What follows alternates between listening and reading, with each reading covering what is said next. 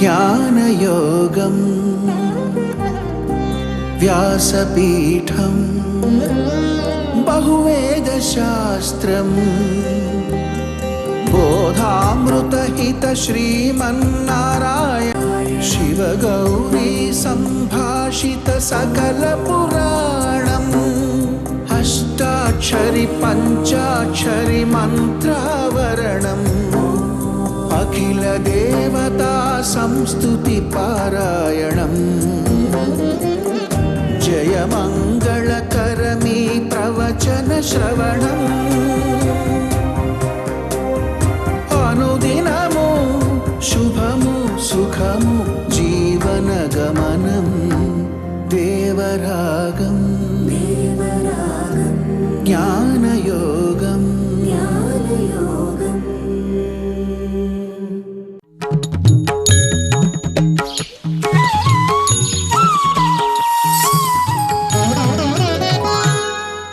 ఆపదామపహర్తారం దాతారం సర్వసంపదాం లోకాభిరామం శ్రీరామం భూయో భూయో నమామ్యహం. జై శ్రీమన్నారాయణ. ప్రియ భగవద్బంధువులారా, భక్తి భగవద్గీతలో ప్రధానమైనటువంటి ప్రతిపాద్య అంశం. ఇది ఈ 18 అధ్యాయాల గ్రంథంలో మధ్యలో సురక్షితంగా పెట్టాడు భగవానుడు. 9వ అధ్యాయంలో దాన్ని చెప్పాడు. ఇది ఎంత గొప్పదంటే, తెలివి జ్ఞానము అనేది ఎక్కడైనా ఉంది అని అంటే అలాంటి జ్ఞానానికి అంతటికీ కూడా, జ్ఞాన రాశికి అంతటికీ కూడా ఇది రాజు లాంటిది, అంత విలువైనది కనుక చాలా జాగ్రత్తగా పదిలంగా పెట్టదగినది. పదిలంగా పెట్టుకోవలసిన వాటన్నింటిలోకి కూడా చాలా గొప్పది. అందుకోసం దీనికి గుహ్యము, రాజగుహ్యము అని పేరు పెట్టారు. రాజ విద్య, రాజగుహ్యము అని భక్తికి పేరు అన్నమాట. ఇది ఎంత గొప్పదో, ఇది కలిగిన వాడు ఎంత గొప్పవాడో, ఇది కలిగిన వాడి విషయంలో తాను ఎంత గొప్పగా ప్రవర్తిస్తాడో, వీటన్నిటినీ కూడా చక్కగా స్పష్టంగా భగవంతుడు చెప్పిన అధ్యాయం 9వ అధ్యాయం. దాంట్లో కూడా సారభూతమైనటువంటి తాత్పర్యాన్ని భగవంతుడు చెప్పిన శ్లోకం 25వ శ్లోకం. ఏమిటా శ్లోకం అంటే, ఈ భగవద్గీతలో ఆయన అన్ని రకాల కార్యాలు చేసేటటువంటి వ్యక్తులకి కూడా వాటిని స్వీకరించే వ్యక్తిగా నేనున్నప్పుడు అవన్నీ పవిత్రాలు అవుతాయి. నన్ను కాకుండా ఇతరులకు ఎవరికైనా అని వాడు చేస్తే అవన్నీ కూడా అపవిత్రములు అవుతాయి. ఎందుకు అవుతాయి అపవిత్రాలు అంటే, నాకు కాకుండా చేసేది ఏదైనా తాత్కాలికమైన వాటి కోసం చేసేదే అవుతుంది కనుక అది తాత్కాలికం అవుతుంది. అనుభవించే అనుభవం కూడా తత్కాలానికే పరిమితం అవుతుంది. కాలావచ్ఛిన్నము కానివాణ్ణి నేను ఒక్కడనే. కాలం అనేటటువంటి దాని యొక్క పెత్తనం చలాయించడానికి అవకాశం లేనివాడిని నేను ఒక్కడనే. అందుకే ఆయన పేరు అనంతుడు అని పేరు. అనంత చేత అనంతుడిని నేనే కనుక నా విషయంలో చేసేది ఏదైనా ఉత్తమమవుతుంది. కృష్ణం ధర్మం సనాతనం అంటారు. కృష్ణుణ్ణి గురించి ఏది చేసినా అది సనాతనము అవుతుంది, అది మంచి పని అవుతుంది, శాశ్వతమైనది కూడా అవుతుంది. ఏం చేయాలండి, చాలా పెద్ద గొప్ప కష్టపడి పని ఏమైనా చెయ్యాలేమో అంటే అలాంటిది ఏం అక్కర్లేదయా. నన్ను గురించి చేసేది ఏదైనా నా దగ్గరికి చేర్చేదిగానే ఉంటుంది అని చెప్పి 26వ శ్లోకంలో పత్రం పుష్పం ఫలం తోయం యో మే భక్త్యా ప్రయచ్చతి తదహం భక్త్యుపహృతం అస్నామి ప్రయతాత్మనః. పత్రం కానీ, పుష్పం కానీ, ఫలం కానీ, జలం కానీ ఎవడు నాకు అతిశయించిన ప్రేమతో సమర్పిస్తాడో, ఎవడైనా కానీ దానిని కూడా అంత ప్రేమతోటి నేను స్వీకరించడమే కాకుండా వాడికి అది నిరంతరము నిత్యము అయినటువంటి ఆనందాన్ని ఇచ్చేటట్లుగా మారుస్తా, వాణ్ణి కూడా అట్లాంటి దాన్ని పొందగలిగే యోగ్యుడిగా తీర్చిదిద్దుతా అని భగవంతుడు ఈ 26వ శ్లోకంలో వాగ్దానం చేస్తున్నాడు.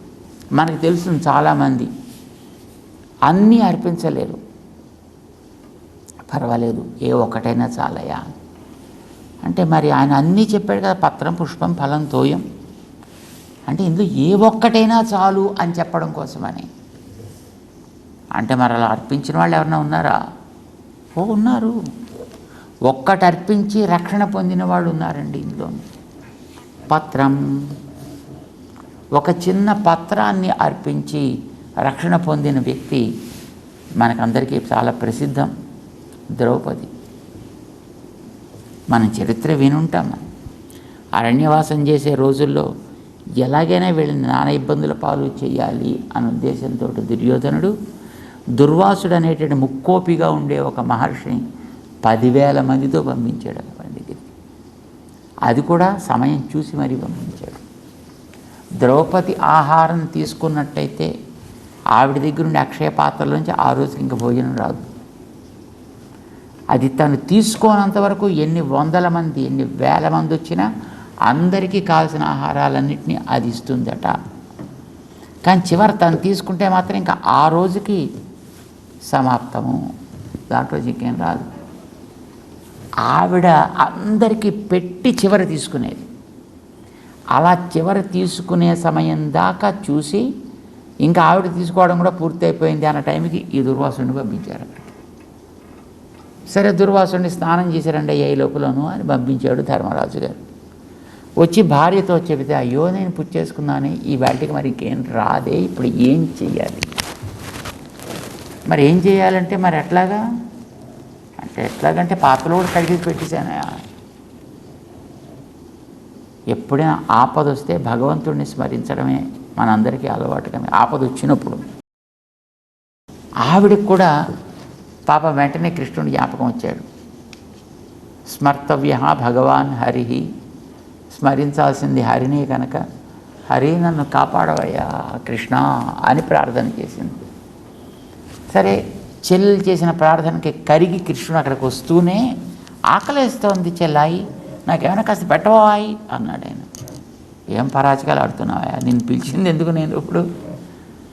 ఏమీ లేదయ్యా, ఈ పూట అన్నీ అయిపోయింది, 10,000 మంది వాళ్ళు స్నానానికి వెళ్ళారు, ఇప్పుడు మరుక్షణంలోనే వచ్చేస్తారు, వాళ్ళకి ఏం పెట్టాలి? అసలే ఆయన ముక్కోపి. అబ్బబ్బా అవన్నీ తర్వాత పక్కన పెట్టవయ్యా, ముందు నాకు కాస్త ఆకలేస్తుంది, ఏమన్నా ఒక పెట్టు కొంచెం ఏదైనా కొద్దిగాను తినడానికి. ఏం లేదన్నా, ఏమీ లేదండి, చూడవయ్యా పాత్రలో ఏదైనా ఉంటుంది చూడు అన్నాడు. చూడు అన్నాడు కనుక ఆ పాత్రలు దొరికింది. తీరా చేసి ఆ పాత్ర తీసి దాంట్లో చూస్తే ఓ పక్కన చిన్న ఆకు, తోటకూర ఆకు లాంటిది, ఒక కరివేపాకు ఆకు లాంటిది ఒకటి పక్కన అంటుకుని కనిపించింది. తీసుకున్నాడు ఆయన. మొత్తం సర్వలోకాలు తృప్తి పడుగాక అని వేసుకున్నాడు ఆయన. అయిపోయింది అంతే. వెళ్ళి పట్టండి ఈసారి వాళ్ళు అన్నాడు ఆయన. ఇంకేం వస్తారు వాళ్ళు? వాళ్ళకి అప్పుడే కడుపులన్నీ నిండిపోయి అప్పుడే ఆబ్దికం భోజనం చేసినట్టుగా వాళ్ళకి తేనుపులు వస్తున్నాయి. పాపం లోపలంతా ఆయాసం వస్తుంది, భుక్త ఆయాసంలాగా. తడిగుడ్డ పొట్ల మీద వేసుకుని విసినకర విసురుకుంటూ పడుకున్నారు ఆ నది ఒడ్డునే వాళ్ళు, స్నానానికి వెళ్ళిన వాళ్ళు. కాస్త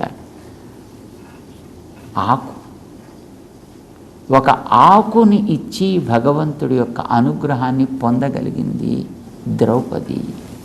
పత్రం, పుష్పం, పుష్పాన్ని సమర్పించి ఆయన అనుగ్రహాన్ని పొందిన వాళ్ళు ఎవరు ఉన్నారు మనకి చరిత్రలో? గజేంద్రుడి కథ మనం వినుంటాం. పుష్పాలు నదిలో చూశాడు ఆయన. అక్కడ ఒక చిన్న పుష్కరిణిలో ఆ పుష్పాలు చాలా బాగున్నాయి. బాగున్నది ఏది చూసినా భగవంతుడికి అర్పించాలి అనే మనస్సు కలిగిన మహనీయుడు ఆయన. కాసిన ఆ పుష్పాలని తీసాడు, ఇలా పెకలించాడు లోపల దాకా వెళ్ళి నీళ్ళల్లోకి. కానీ అందులో మొసలుంది అనే విషయం పాప ఆయనకి తెలియలేదు. ఆ మొసలు పట్టింది 1000 దేవ సంవత్సరాల కాలం. దాంతో దెబ్బలాడుతూనే ఉన్నాడు, ఫైట్ చేస్తూనే ఉన్నాడు. చుట్టూ ఉండేటటువంటి మొదట తనతో పాటు స్నానానికి వచ్చినటువంటి మిగతా ఏనుగులన్నీ కూడా వెళ్ళిపోయి విసుగొచ్చి. కానీ ఇంక ఇతన్ని కాపాడడానికంటూ ఎవ్వడూ లేడు, ఒక్కడే.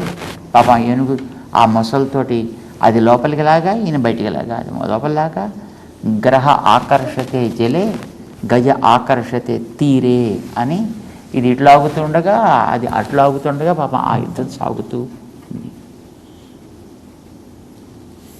ఎవడైనా రక్షిస్తాడేమో అని గజేంద్రుడు ప్రయత్నం చేశాడు, ఎవడో రక్షించలే. ఇంకా చివరికి మూల కారణం ఎవ్వడో అనాది మధ్య లయుండెవ్వడో అంటూ పిలిచాడు ఆయన. హరి కదిలి వచ్చాడు వైకుంఠం నుంచి. వచ్చాడు, చూశాడు ఆ గజేంద్రుణ్ణి నీళ్ళల్లో 1000 ఏళ్ల నుంచి. అలాగ పాపం కాళ్ళంతా పాచిపోయి గీచిపోయి ఎలా ఉన్నాడో తెలియదు మనకి. కానీ ఇప్పుడు ఏదైనా పిలిచాడు, కాపాడాలి, ఏం చేయాలి? సరే ఏందయా అని అడిగాడు ఆయన. నిన్ను రక్షించమంటావా? శరీరం కష్టపడుతోందా, బాధ కలుగుతోందా, భయంగా ఉందా, ఇబ్బందిగా ఉందా, నిన్ను కాపాడమంటావా అంటే పాపం గజేంద్రుడు చెప్పాడండి ఒక మాట. నాహం కళేబరస్యాస్య త్రాణార్థం మధుసూదన కరస్థ కమలాన్యేవ పాదయోః అర్పితుం తవ. నీ పాదాల మీద ఈ పువ్వులు అర్పించాలి అని నేను అనుకున్నా. ఈ పువ్వులు నీవి అన్న తర్వాత నీ పాదాలకి చేరాలి తప్ప మరొక చోట పడ్డానికి వీల్లేదు. అలా వీలు లేదని వాటిని పట్టుకుని నేను పాకులాడుతున్నాను. నేను నీ పాదాలకే చెందాలి అని, అంతే తప్ప నువ్వు వచ్చి ఆ పువ్వులు నీ పాదాల మీద వేయించుకుంటే సరిపోయా. తర్వాత దీనికి శరీరానికి ఏమైనా నాకేం పెద్ద ప్రాబ్లం లేదయా అని డిక్లేర్ చేశాడు. పుష్పాలు అర్పించాడు. సరే దాన్ని మరి పుష్పాలు వేయించుకోవాలంటే ఏం చేయాలి? గబగబా వచ్చేసి పాదాలు పెట్టేసా, వేసేసే కమాన్ అంటే లాభం లేదు కదా. ముందర అతనికి కలిగినటువంటి ఆనందంతో వేయాలి కదా పుష్పాలు వేయాలంటే. ఏదో ఏడుస్తున్నో బాధపడుతున్నో అలాగేదో డ్యూటీ లాగానో చూడండి, కొంతమంది పూజ చేస్తున్నాడు, ఏదో నారాయణ నమః అలా వేయకూడదు కదా. వేసేది ఏదో ప్రేమతో వేయాలి. ప్రేమతో వేయాలంటే అతనికి ఆనందంగా ఉండాలి. ఆనందంగా ఉండాలంటే శారీరక కష్టం ఏది లేకుండా ఉండాలి. అది ఉండాలంటే పట్టిన మొసలి పట్టు తొలగించాలి. జాగ్రత్తగా పట్టుకొని ఆ మొసలి తలని ఆ ఏనుగు కాలుని రెండింటిని పట్టుకొని జాగ్రత్తగా ఒడ్డుకి తెచ్చి ఎక్కడ చెదిరిపోయి కాలు మళ్ళీ ఏదో పాడైపోకుండా ఉండేట్టుగా దాని లోపల పెట్టి మొసలి తలని కోసి పట్టిన పట్టుని జాగ్రత్తగా విడదీసి దాన్ని కాస్త పక్కన పారేసి బట్ట తీసుకుని ఆ బట్టని ఆవిరి పట్టి ఉప్పు ఉప్పు ఉప్పు అని పాపం ఆ పాదం మీద అద్దితే ఆ పాదానికి లోపలుండే ఎముకలు అంటుకుని మాంసము నిండి చైతన్యం వచ్చి అప్పుడు దానికి పుష్టి ఏర్పడితే అప్పుడు అది ఆనందిస్తే అప్పుడు ఆనందించావా కమాన్ ఇప్పుడు వచ్చి వేయి పుష్పాలు అప్పుడు వేయించుకున్నాడు. పుష్పం కేవలం పుష్పం ఒక్కటే అంతే. కష్టపడుతూ చేయించుకోడైనా పుష్పాలు ఆనందంతో సమర్పించేటట్టుగా చేసుకున్నాడు గజేంద్రుడి విషయంలో. వాడికి కావలసినటువంటి అనుగ్రహాన్ని ఇచ్చాడు. ఇప్పటికీ మనం తలుచుకునేటట్టుగా ఉన్నాడు గజేంద్రుడు. పుష్పం ఫలం, ఫలములు ఇవ్వడంలో ప్రసిద్ధమైనటువంటి మహానుభావురాలు శబరి. ఎంత అదృష్టం అండి. దానికి సమ్యక్ భోజనం అని పేరు పెట్టారు. దాన్ని శబరి దగ్గరికి వెళ్ళి తిన్నటువంటి భోజనానికి పేరు సమ్యక్ భోజనం. సమ్యక్ భోజనం, సగుణ భోజనం, సహభోజనం అని భగవంతుడు 3 రకాల భోజనాలు చేసేటండి ఆయన. ఏమిటది? మొదటిది సమ్యక్ భోజనం. ఎవరు పెట్టారు సమ్యక్ భోజనాన్ని అంటే శబరి పెట్టిందండి. శబరి పెట్టింది. ఏం పెట్టింది ఆవిడ? ఏమో మనకి వాల్మీకంలోకి పెడితే ఆవిడేం పెట్టినట్టు ఇట్టినట్టు మనకైతే ఏం లేదు. ఆయన తీసుకువెళ్ళి ఆయనకి అన్నీ చూపించి అన్నీ చూసిన తర్వాత రామా తృప్తి కలిగిందా లేదా, ఇంతవరకు నేను చూపించిన అన్నీ చూశాక అని అడిగింది ఆవిడ. అంటే సరే కలిగిందా లేదా అంటే అన్నారు. అలాగే వాళ్ళకి కలిగింది లేదు. మరైతే పంపించేశాను ఇంకా అంతే. సరే వెళ్ళిపోయింది.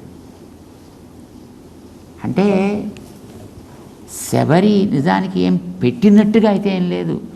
కానీ ఆవిడ రాముడిని చూసి ఎంతకాలానికి వచ్చాం, గురువుగారు చెప్పారు కదా నీకు ఇక్కడికి వచ్చినప్పుడు నిరాశ కలగకూడదు అనే ఉద్దేశంతో నన్ను ఉండి మా గురువుగారి ప్రభావాన్ని నీకు చూపించి రమ్మని మా గురువులు చెప్పారా, అందుకోసం ఉన్నాను రామా నీకోసం. చూడు ఒకసారి అన్నీ ఆచార్య వైభవాన్ని రామచంద్రుడికి మనస్సుకి నచ్చేటట్టుగా పట్టేటట్టుగా ఆవిడ చూపించి, ఆ తర్వాత రాముడు తృప్తి పడ్డాను అన్న తర్వాత ఓ చిన్న చీటీ కూడా రాయించుకుని ఏమని శబరి రామచంద్రుడిని పూజించను. అంటే రేపు పొద్దున మళ్ళీ మా గురువారి దగ్గరికి వెళ్ళిన తర్వాత ఆయన అడుగుతారు కదా నన్ను రాముడిని సరిగ్గా పూజ చేసావా అని. మరి ఏదో నేను ఒక గుర్తింపు అయితే చూపించాలి కదా. రసీట్లు రాసి ఇచ్చేటటువంటి మొదటి ప్రాబబ్లీ సిస్టమ్ అక్కడే ప్రారంభమైనట్టుందండి, శబరి దగ్గరే ప్రారంభమైనట్టుంది. ఇప్పుడు అందరికీ రసీట్లు ఇవ్వకపోతే డబ్బులు కూడా ఇవ్వవద్దు అవుతాం. కానీ మొదట ప్రారంభం చేసింది శబరి. ఆవిడ అడిగింది నాకు రాసివ్వయా అంటే పాపం రాసి ఇచ్చాడు. శబర్యా పూజిత సమ్యక్, చక్కగా పూజలు అందుకోనేను. ఎవరు అందుకోనేను?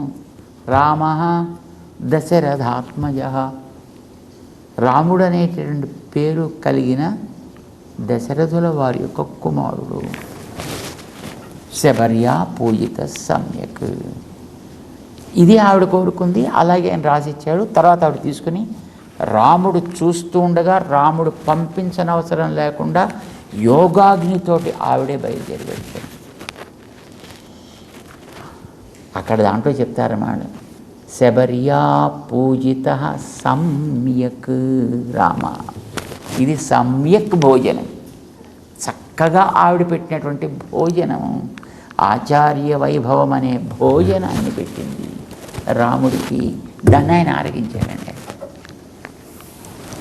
సరే దాన్ని మరి ఏదో ఇలా చెప్తే మరి అది పూర్తి అర్థం కాదు కనుక అదేదో పండ్ల కింద ఉంటే దాంట్లో పండులో పెట్టి ఇవ్వడానికి వీలవుతుంది కనుక అని ఏదో రేగుపళ్ళని పెట్టారనుకోండి మన వాళ్ళు తర్వాత కాలంలో.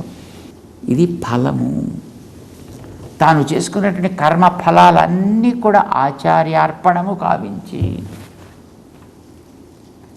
కేవలం ఆచార్య ఆజ్ఞ మాత్రమే తనకి కర్తవ్యమనే నిర్ణయం తీసుకుని రాముడి కోసమనే ఎదురు చూస్తూ ఇలాగ చేసినటువంటి భోజనం, రాముడు చేసిన భోజనం సమ్యక్ భోజనం అని అంటారు. ఇది ఒక భోజనం. రెండవది సగుణ భోజనం అని ఒకటి ఉందండి. ఈ సగుణ భోజనాన్ని ఎవడు పెట్టాడు? విదురుడు పెట్టాడు. ఏం పెట్టాడు విదురుడు? తొక్కలు పెట్టాడు, అరటి తొక్కలు పెట్టాడు. మనవాడు చక్కగా తినేసి వచ్చాడు. దుర్యోధనుడి సభలోకి వచ్చేటప్పటికి దుర్యోధనుడికి ఒళ్ళు మండి, ఏమయ్యా నువ్వు పుండరీకాక్షుడు అంటారు, నీకు పెద్ద పెద్ద కళ్ళు ఉన్నాయంటారు, మేమంతా నిలబడి ఉన్నాం, ఇండ్ల ముందర అర్ఘ్యం ఇద్దామని నీకు అందరిని దాటుకుంటూ పోయావు, పూర్ణ కుంభాలన్నీ మేము పట్టు కూర్చుంటే మా దగ్గర ఎవరి దగ్గర రాకుండా ఎక్కడికి వెళ్ళావు నువ్వు అంటే, వీధురుడి ఇంటికి వెళ్ళానయ్యా. ఆయన దగ్గరికి ఎందుకు వెళ్ళావు? ఆ శూద్రుడింటికి. వాడి పెట్టింది ఎందుకు తిన్నావు? వృషల భోజనం. కిమర్థం వృషల భోజనం అని అడిగాడండి. అడిగితే ఏదో వచ్చాను కదా పాత మిత్రుడు చూసిపోదామని ఏదో చెప్తే మంచిగా సరిపోయి ఉండేది. కానీ అలా చెప్పలేదండి. విదుర అన్నాని బుభుజే, విదురుడు పెట్టిన అన్నములని తినెను. ఎలాంటివవి? శుచీని గుణవంతిచ.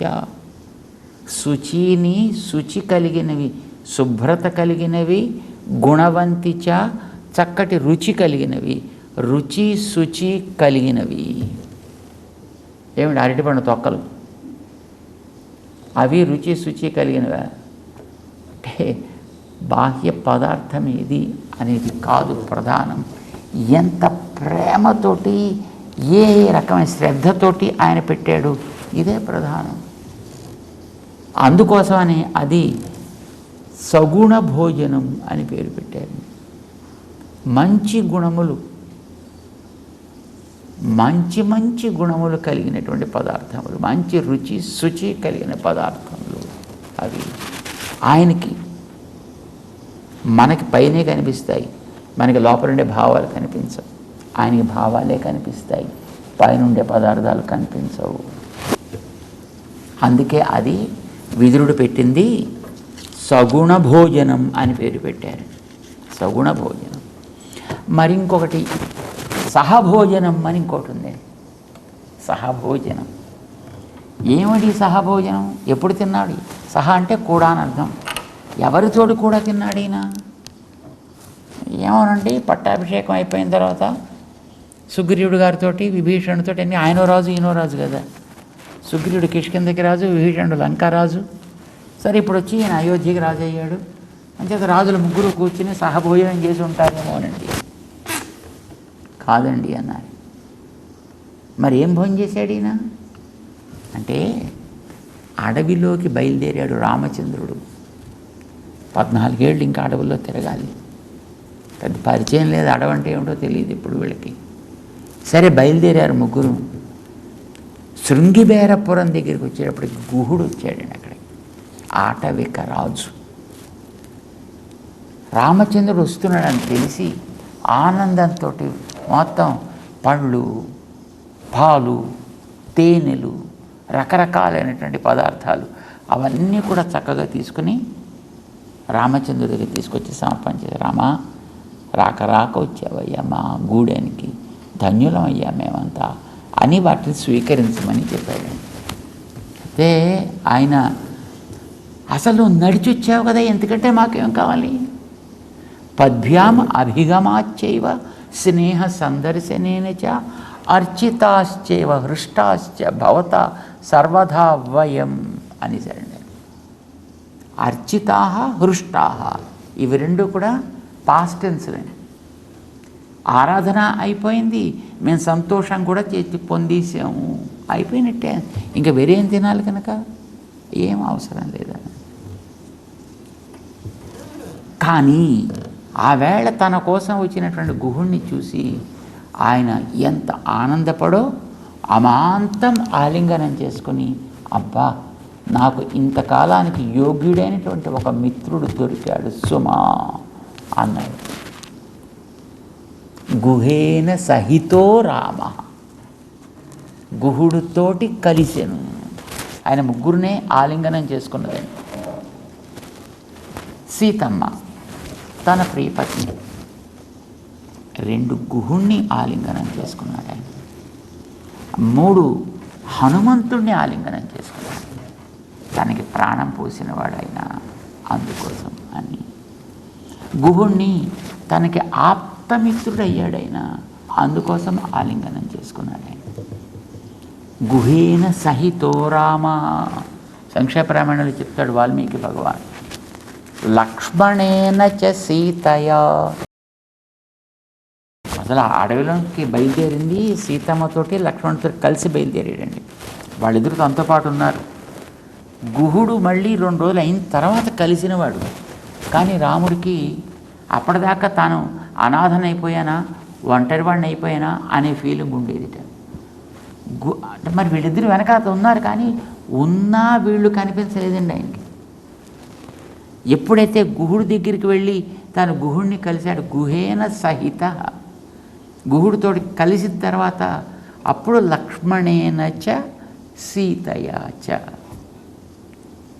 సీతమ్మతో కానీ లక్ష్మణుడితో కానీ కలిసి ఉన్నాను నేను అనేటటువంటిది ఆయనకి ఏనాడు జరిగిందో, అంటే గుహుడితో కలవడం అనేది అప్పుడు సీతమ్మతో ఉన్నట్టుగా, అప్పుడు లక్ష్మణుడితో ఉన్నట్టుగా, అప్పుడు వాళ్ళిద్దరు కనిపించారు. గుహేన సహిత గుహుడితోటి కలిశాడైనా అప్పుడు లక్ష్మణేన చ సీతయ, అప్పుడు పక్కనుండే లక్ష్మణుడు సీతమ్మ కూడా అమ్మయ్య ఉన్నారు అన్నట్టు అనిపించింది అంటాడు వాల్మీకి. ఇది గుహుడితోటి కలవడం వల్ల కలిగినటువంటి ఒక తృప్తి. ఇదో భోజనం. ఏం భోజనం ఇది? సహభోజనం అంటారు. గుహుడితోటి సహభోజనం. విదురుడి దగ్గర సగుణ భోజనం, శబరి దగ్గర అది సమ్యక్ భోజనం. సమ్యక్ భోజనం అని 3 రకాలైనటువంటి భోజనాల గురించి తమాషాగా చెప్తుంటారు. ఇందులో ఫలములను అర్పించింది అని శబరిని గురించి చెప్పడం మనకి తెలుసు. సరే, విదురుడు గురించి మనం విన్నాం, అరటి పండ్లు అర్పించినవాడు. మరి తోయాన్ని అర్పించిన వాళ్ళు ఎవరున్నారు?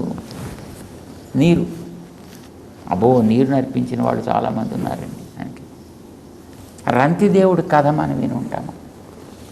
రంతిదేవుడని మహానుభావుడు. ఆయన తపస్సు చేసి మంచి ఒక దీర్ఘకాలిక ఉపవాసం చేసుకుని ఆ తర్వాత పారణం చేద్దాము, ఇంకా ఉపవాసాన్ని కంప్లీట్ చేద్దాము అని అనుకున్నప్పుడు భగవంతుడు ఒక వృద్ధ బ్రాహ్మణ రూపంలో వచ్చి, అయ్యా ఆకలి వేస్తోంది అంటే, ఇంత రోజుల తర్వాత తిందాం అనుకుని పెట్టుకున్న కాస్త ఆయనకి ఇచ్చేసాడు. సరే పోనీ కాస్త మంచినీళ్ళు తాగుదాం అంటే, అయ్యా దాహం వేస్తోంది బాబు అంటే మళ్ళీ ఆ నీళ్ళు కూడా ఇచ్చేవాల్సి వచ్చింది. ఆ నీళ్ళు ఇచ్చిన తర్వాత భగవంతుడికి అతని శ్రద్ధని పరీక్షించి పరిశీలించిన తర్వాత ఉండే నిష్ఠ తెలిసింది, ఆనందించాడు అని మనకి చరిత్ర. తోయాన్ని అర్పించిన వాడైన, జలములను అర్పించినటువంటి వాడైన. సో మనకి చరిత్రలో ఈ పత్రం, పుష్పం, ఫలం, తోయం ఇలాంటివి ఇచ్చినటువంటి వాళ్ళు చాలామంది ఉన్నారండి. అందులో ఏది అర్పించినా, ఎలా అర్పించినా ఆ నిరతిశయ ప్రేమతోటి కనుక అర్పిస్తే ఆయన అంతే రకమైనటువంటి ప్రేమతోటి తాను కూడా ఒళ్ళు మరచి దాన్ని స్వీకరించగలిగే స్థితిలో, అది ఎప్పుడు జ్ఞాపకం పెట్టుకునే స్థితిలో ఉంటాడు సుమా. భక్తి ఇద్దరిని కూడా వాళ్ళు మరిచిపోయేటట్టు చేస్తుంది, వాళ్ళు వికరించేటట్టుగా చేస్తుంది అని భక్తి గొప్పతనాన్ని చెప్తుంది. 9వ అధ్యాయం 26వ శ్లోకం తెలుసుకుందాం. జై శ్రీమన్నారాయణ.